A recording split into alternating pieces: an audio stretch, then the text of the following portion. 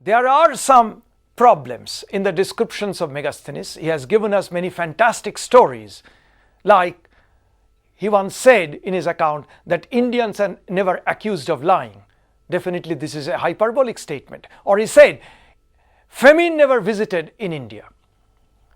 This is also a hyperbolic statement. But after all, his impressions, sometimes bordering on fantasy, sometimes definitely inaccurate, after all, his impressions emerge out of an eyewitness account.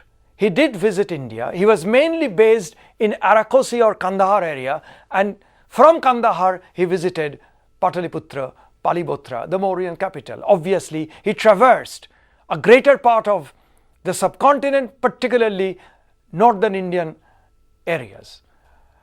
After Chandragupta's reign, came to the throne his son and successor Bindusara.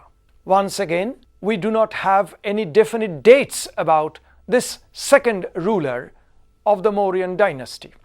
We have to assume, in the absence of any firm data, that Bindusara also ruled for about 25, 27 or 26 years. So if he came to ascend the throne around 300 BC, he possibly ruled up to 275, 273 BC. This rule of 25 or 27 years is once again known from different sources, none of which really is a contemporary source. He did not issue any inscriptions, or there is no definitely ascribable coins belonging to his reign. From the different sources available to us, at least this much is clear, that Bindusara was able to more or less retain intact the territorial position what he inherited from Chandragupta Maurya. This is no mean an achievement. Already the Mauryan realm is quite extensive. At least there is no known historical record that speaks of any shrinkage of the size of the Mauryan realm during his time. That's why we think that he was able to retain intact what he inherited from Chandragupta Maurya.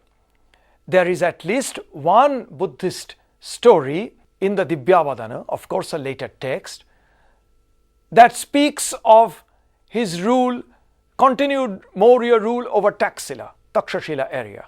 The context is a bit different. The Divyavadana story says that there was popular discontent at the nature of Mauryan ruling at Taxila. People were discontent.